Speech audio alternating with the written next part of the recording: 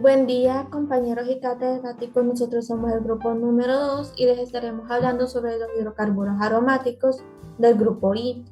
Nuestro grupo está conformado por Daisy Ávila, Isis Claros, Francisco Sierra, Andrea Montes y su servidora Valerie Sabión.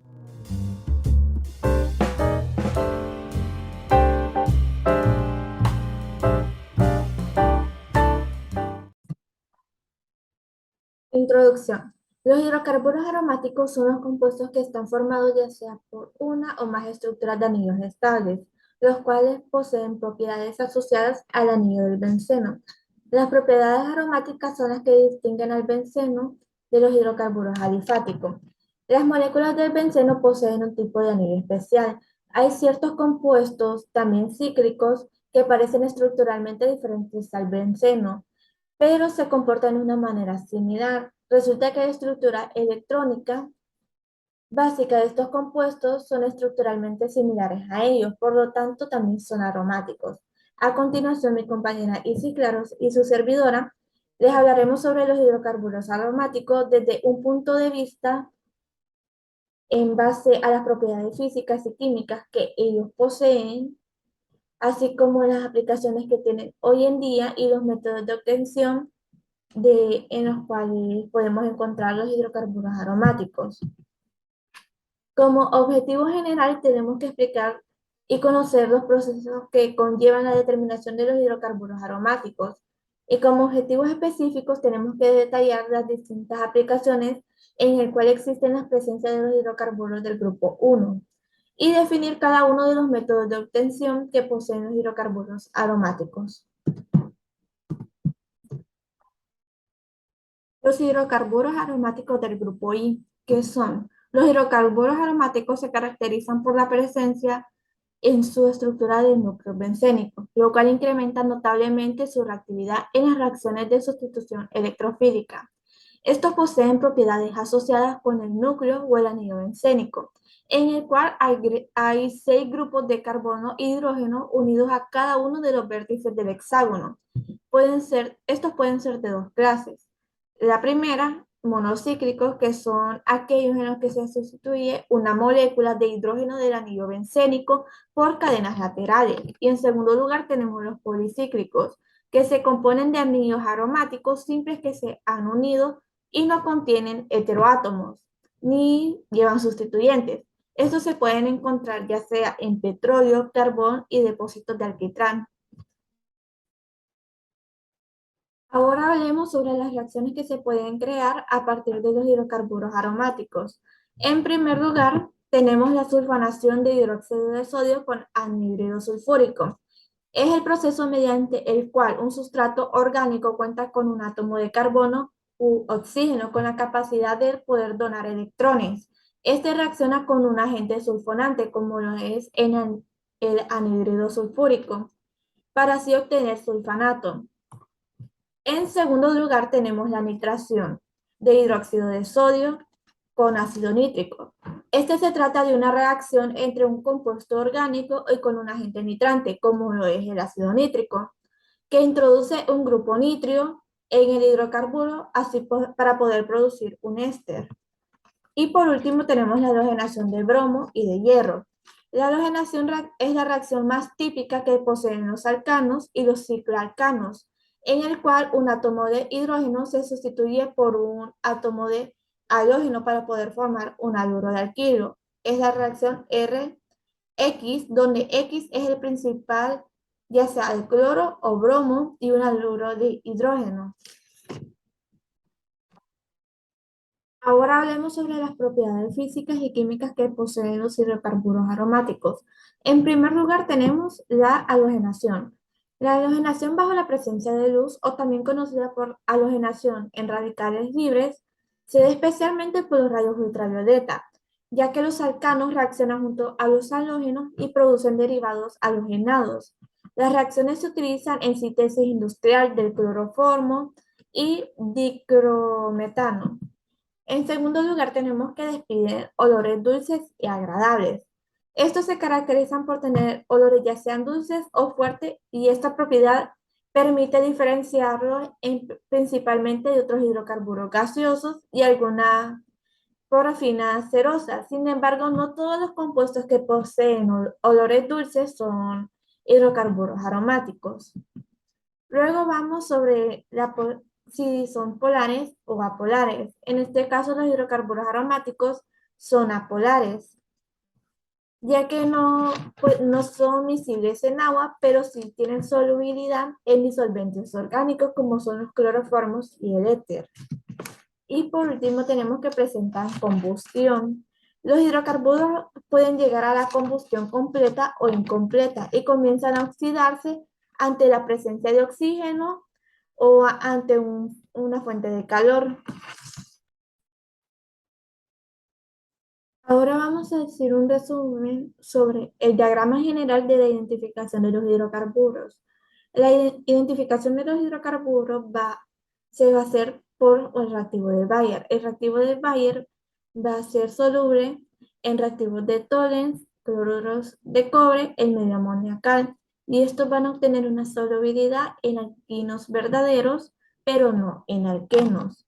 En cambio, no se da por una solución de bromo, pero la solución de bromo sí va a ser soluble en alcanos, pero no en ácido sulfúrico fumante, y bien esto se dará lo que es el hidrocarburo aromático. ¿Qué nos quiere decir esto? Los hidrocarburos alifáticos, alcanos, alquenos y alquinos y sus análogos cíclicos reaccionan principalmente por la adición y sustitución por radicales libres. La primera ocurre en enlaces múltiples y la segunda en otros puntos de cadena alifática.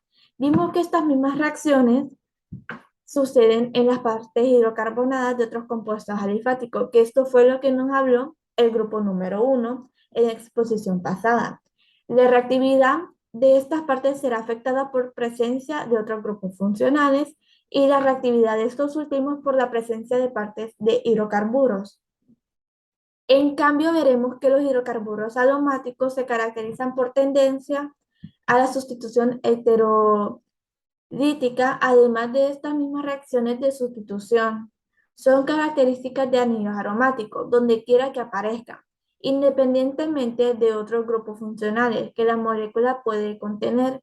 Estos últimos afectan la reactividad de los anillos aromáticos y viceversa.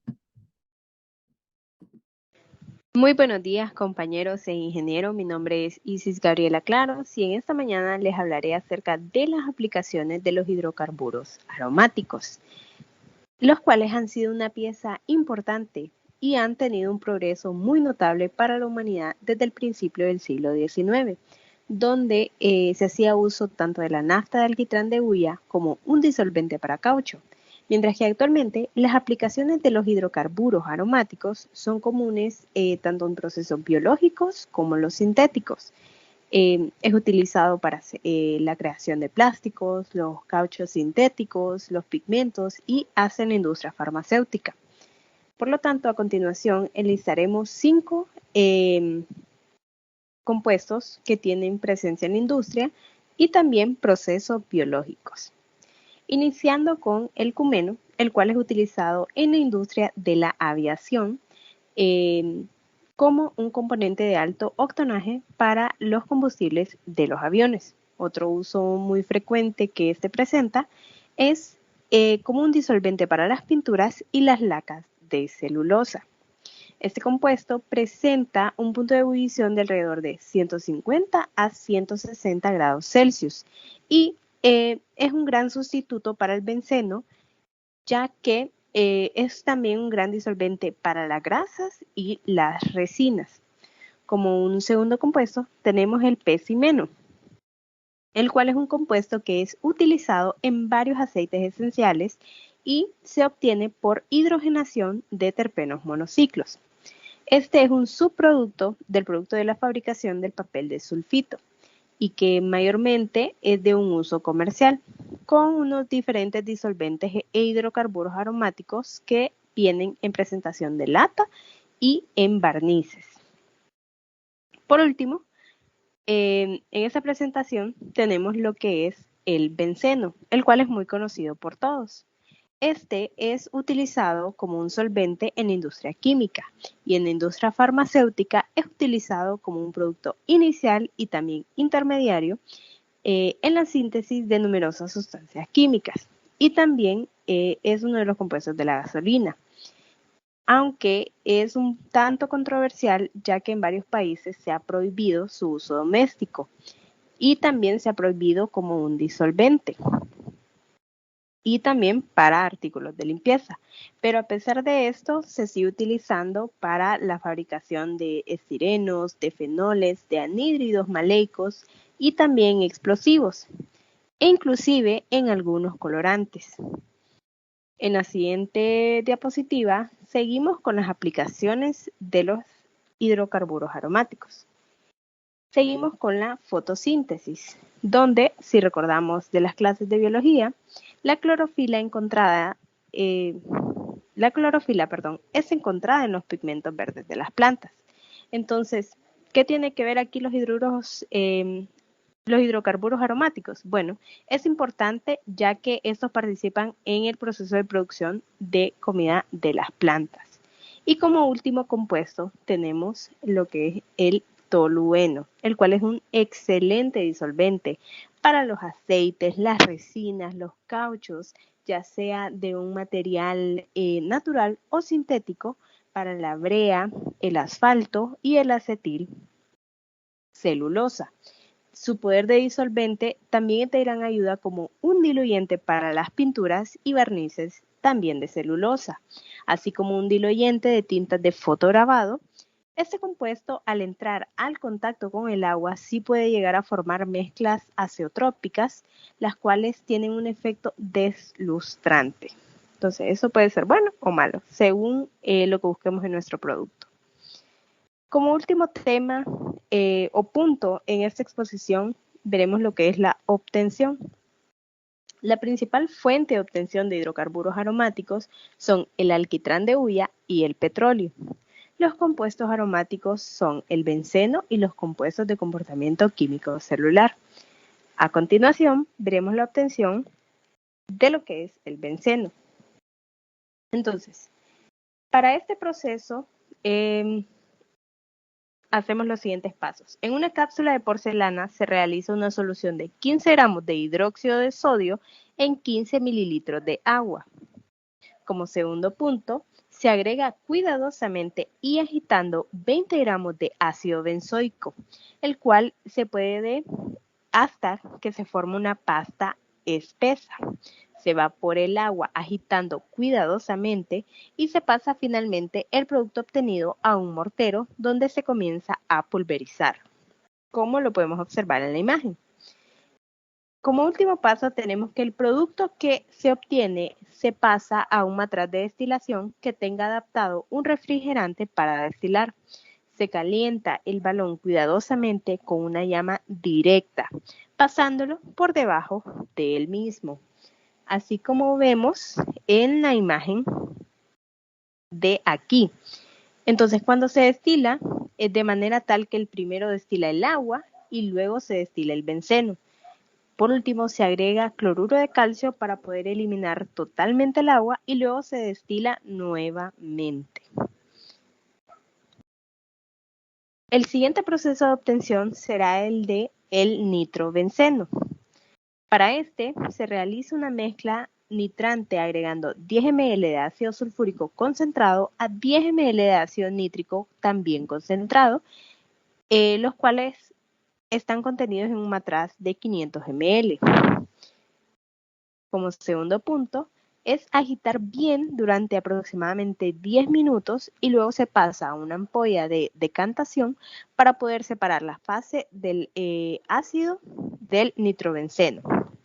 Y por último sería, mientras se prepara el aparato de destilar el benceno, se agrega al matraz unos trocitos de cloruro de calcio durante aproximadamente 15 minutos.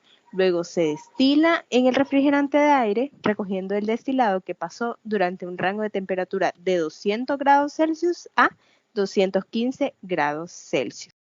Y por último tenemos la conclusión. donde se explicaron y conocieron los procesos que conllevan la determinación de hidrocarburos aromáticos. Una de las características que poseen estos compuestos es que presentan actividad óptica debido a la presencia de carbonos asimétricos en sus estructuras. Para la identificación de carbohidratos y compuestos relacionados pertenecientes al grupo S2, como lo son los monosacáridos, los disacáridos y los polisacáridos, se debe realizar una prueba diferente, como lo es la reacción de Molish o también la prueba de reactivo de Fehling. Esto ha sido todo por nuestra exposición. Muchas gracias por su atención. Esperamos todos los temas hayan sido cubiertos. Gracias.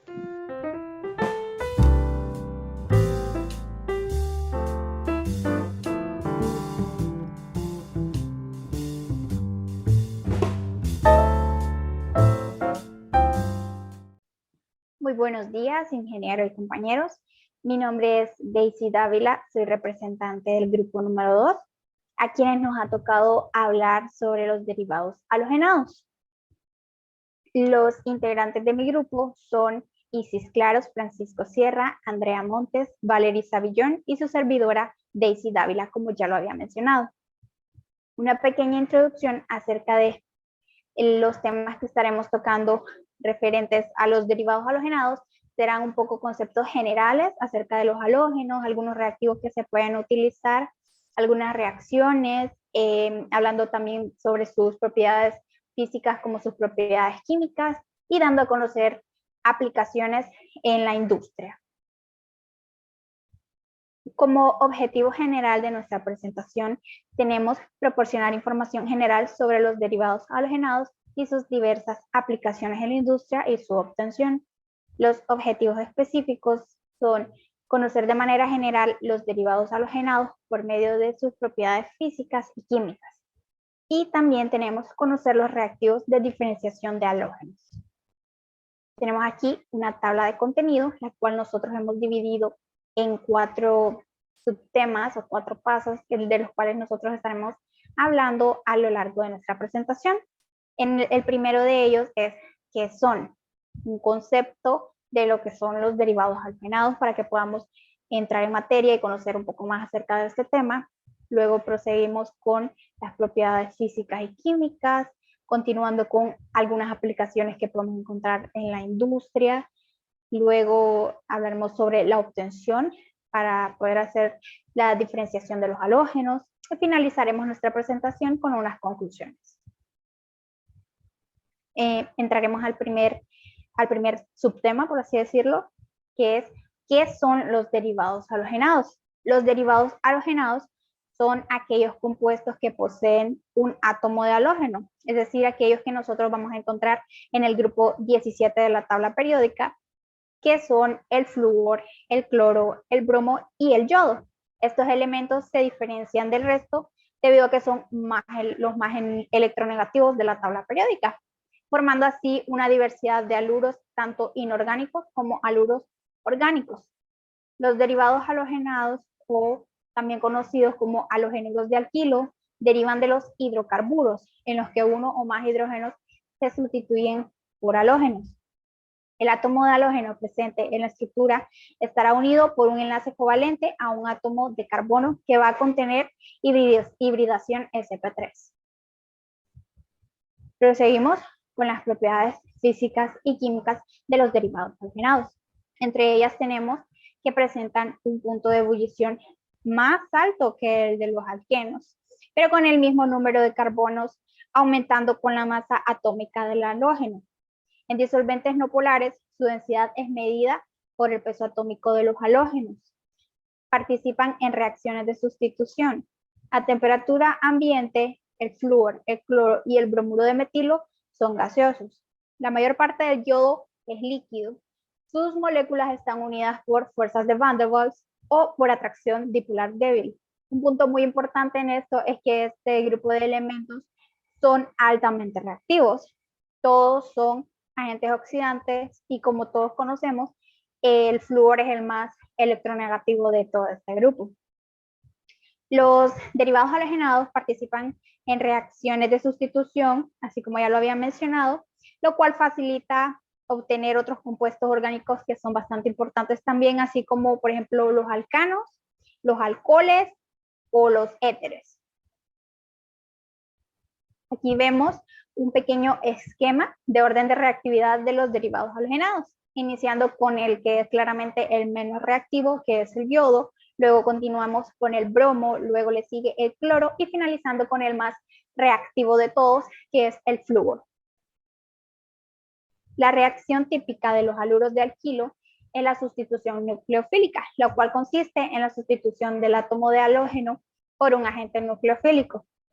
Los iones haluro son bases extremadamente débiles que se pueden desplazar cuando se ataca el átomo de carbono por una base más fuerte. El agente nucleofílico ya puede ser un anión orgánico o un anión inorgánico, como por ejemplo el hidróxido, alcohóxido, cianuro, o también puede ser utilizada una molécula neutra que contenga un par de electrones sin compartir, así como el amoníaco o como el agua.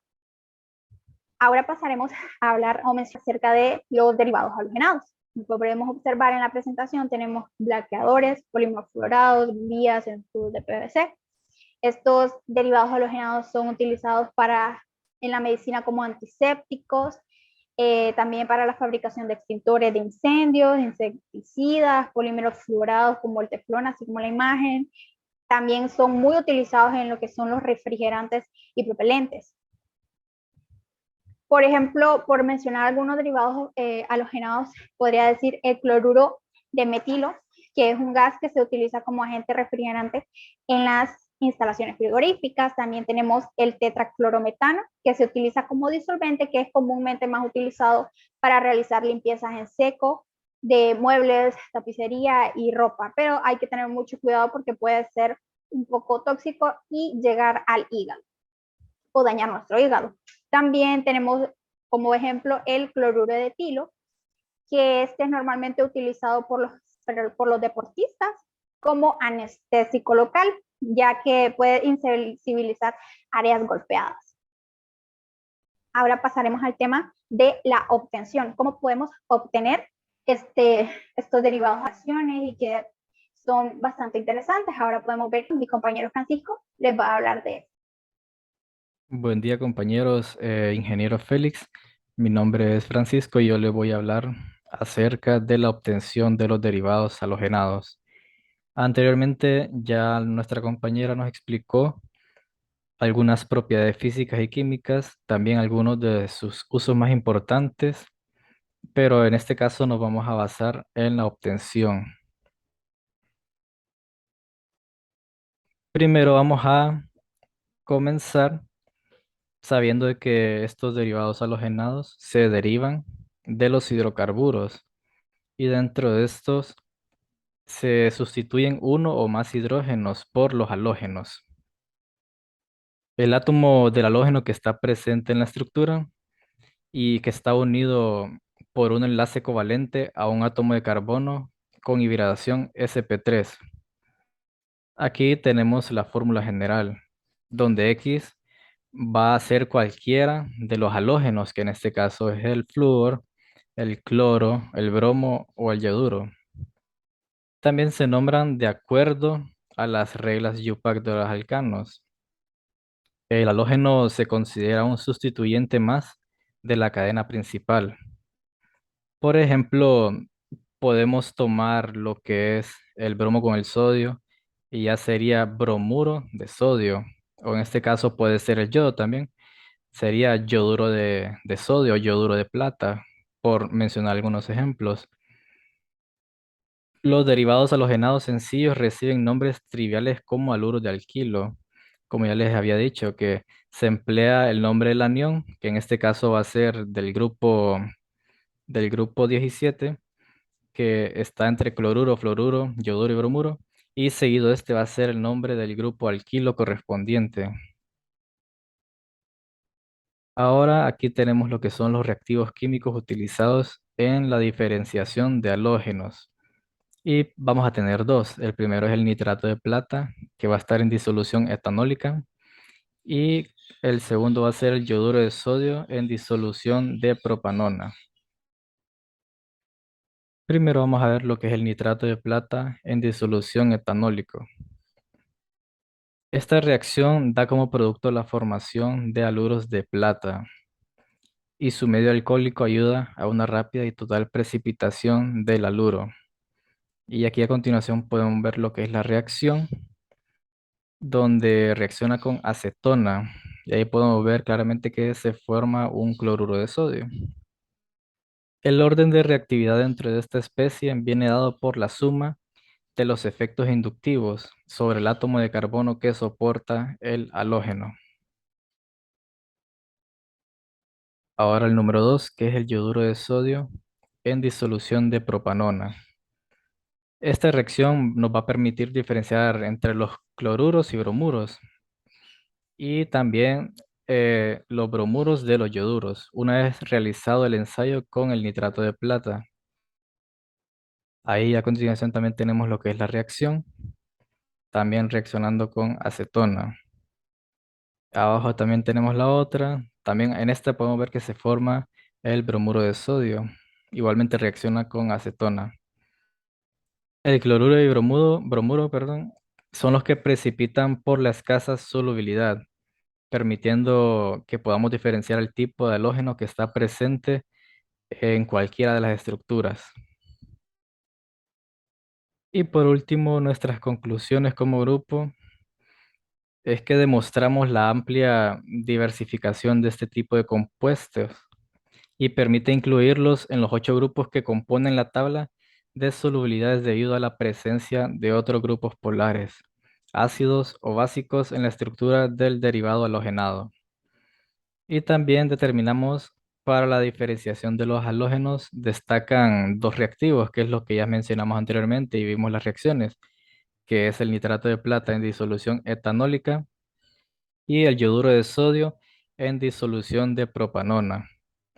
Y tenemos que el comportamiento frente a estos reactivos va a depender de la naturaleza de cada halógeno, como el de la cadena carbonada, a la cual se va a encontrar unido el halógeno. Bueno, compañeros, esta ha sido nuestra exposición y si tienen alguna pregunta, no duden en hacerla, ¿verdad? Y muchas gracias por su atención.